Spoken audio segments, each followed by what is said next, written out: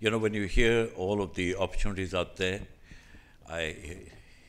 it also raises the question of how can you sift through all of this and say, I want to invest in either infrastructure or service industries, and then drill down into the service industries and so on.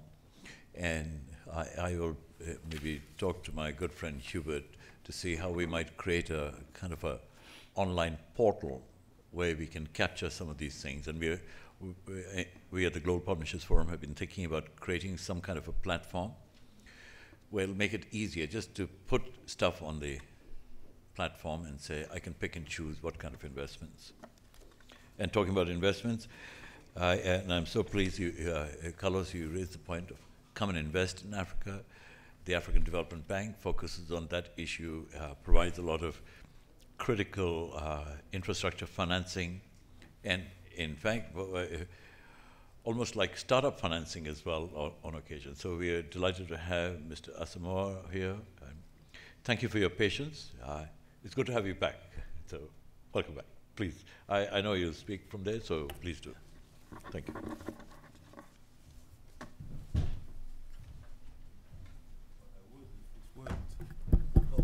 Yep, I can hear it.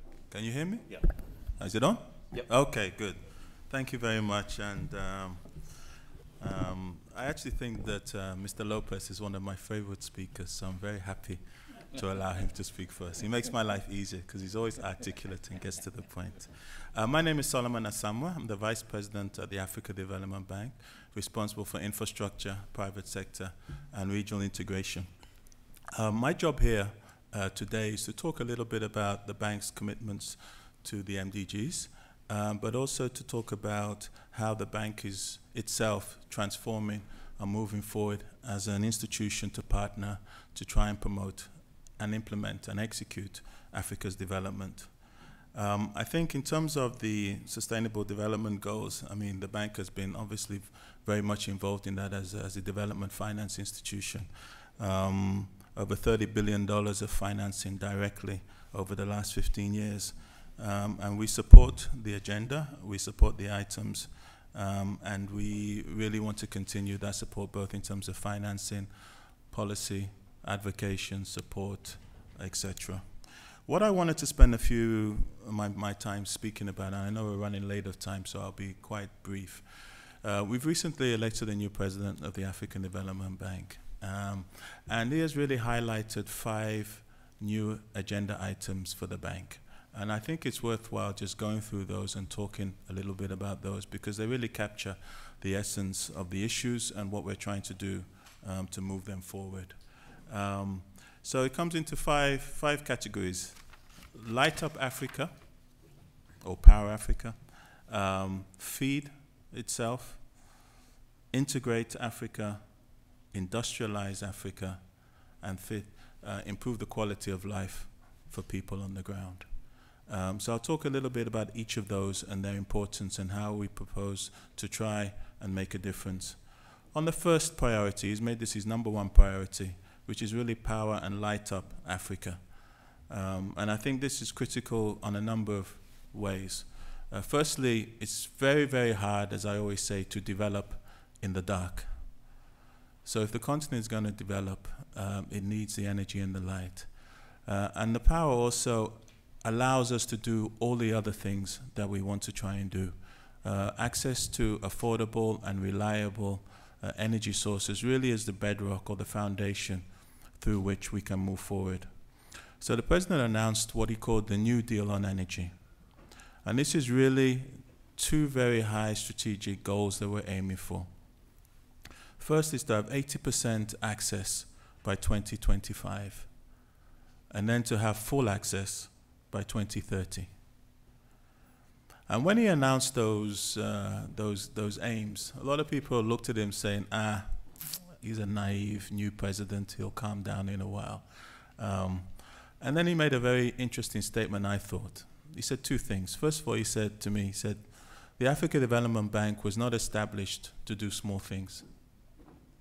And secondly, he said, we've collectively allowed ourselves to get into the rut where we actually believe lighting up our continent is not achievable. And it's just not true. It's actually very achievable. And so with those focus, we're approaching the energy and the power sector quite differently. We had a high-level conference last week in Abidjan, where at relatively short notice of less than 2 weeks, we invited many, many people around the globe to come to us and just have a frank discussion about the power situation in the African continent. Over 150 people came, high-level people, which really was a testament, not so much to the African Development Bank, but to me it was a testament to the importance and the willingness to be part of the solution that exists around the globe to solve Africa's power crisis. So what we're going to do is the African Development Bank, and we made it very clear that there are many, many different initiatives. There are many people working on the power sector across Africa. We're not going to even attempt to try and replicate that. But what we're going to do is to try and work with as many partners as we can to coordinate so that our effort is more concrete and is more sustainable. Each individual institution or people, and probably many of you here in the audience who have worked on the power sector in Africa, have come across a roadblock or one or two roadblocks. You've been trying to push and you hit something and you can't move it. Well, maybe 2 or 3 other different people have that particular solution, and maybe you have the solution for somebody else. So I think we have to coordinate, pull our resources together. The unique role that the African Development Bank has, as all of our countries in Africa are shareholders of the African Development Bank, we do have an access and ability to talk to our governments and to support our governments, those that want to do the right thing, with practical advice as well as resources. So we want to play that coordinating role because really, as I said, you can't really develop as Africa if we don't have access to power. Second thing on the feed itself agenda for the African Development Bank, and I won't have to repeat many of the statistics and the points just made by Mr. Lopez and other people, the importance of agriculture sector to Africa. And again, anybody who looks at it, looks at the sector, knows that most of our, or a large proportion of our produce gets wasted during harvest times. There's very little technology involved in the sector. And to the extent that Africa is now a net importer of food, which is quite scandalous if you think about it. So again, we have to make a new approach. We have to introduce the uses of technology. We have to introduce better uses of irrigation. We also have to, and this is the bedrock, which is the infrastructure and our ports development, and then use the issues of power to be able to power all of these things. The idea, I was actually at a panel during Obama's trip to Kenya. I was with the ambassador on the same panel. And one of the things that we recognize in the agriculture sector is that if we can make agriculture sexy for young people to want to get involved in it, then we're probably 80% of the way there.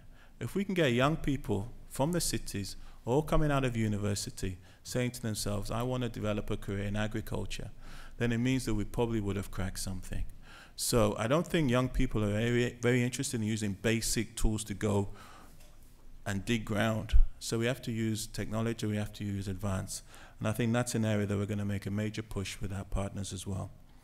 The integration of Africa, integrate Africa, I think many speakers just spoke to that, so I don't need to repeat it.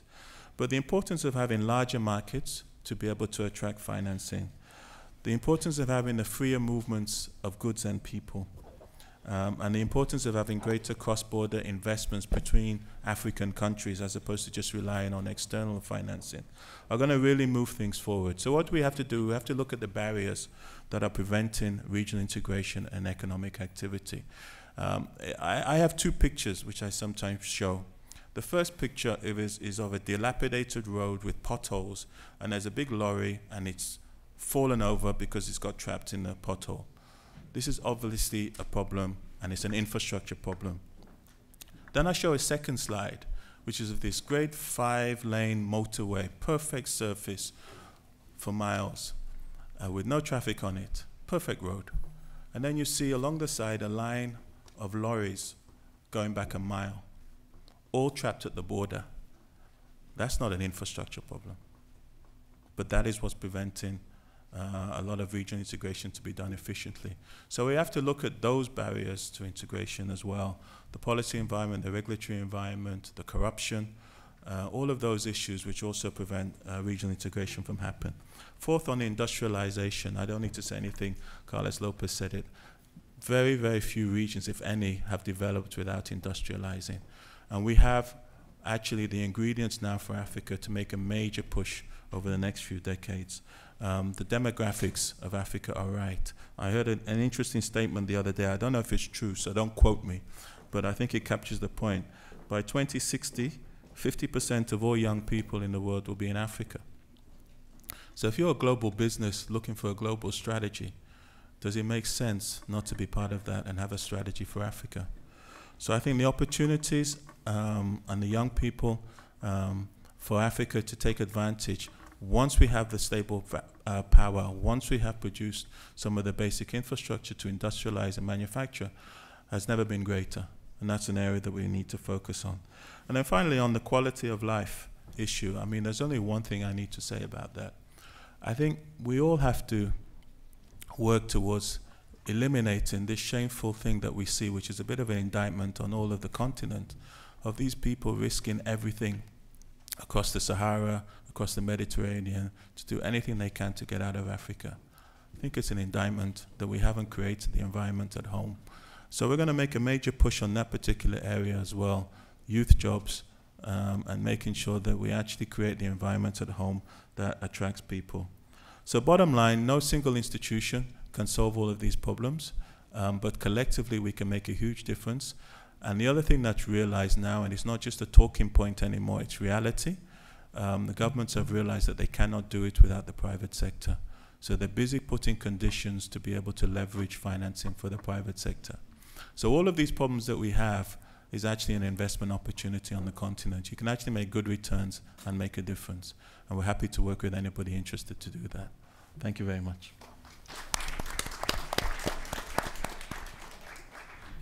Thank you, Solomon. Really appreciate what you've said. Solomon, so if people want to see what kind of projects you're working and supporting, can they get that from your website? Yep, afdb.org. Very good. Thank you. That's very helpful. I talked early on about kind of an online resource. So it's premature, but I just want to give you a URL. You might want to look at it maybe in another week's time. It's called sdgsonline.org, sdgsonline.org. We're putting out a prototype. It's purely a prototype at this point. The idea is to capture projects from around the world. Barbara says to me that I must ask 10 questions from people, but I hope you'll forgive me if I don't ask any questions, because the next round of speakers, and Hubert is pulling his hair out, whatever there is, sir. Yeah, Hubert, I want to thank you for giving me the opportunity to be here with you. Thank you. It's a privilege to partner with the Africa Investor and the team. And I want to thank our distinguished panelists here for sharing their ideas, and we look forward to having you back again. So, thank you very much indeed. Doing business in Africa, you can't afford to be without Africa Investor.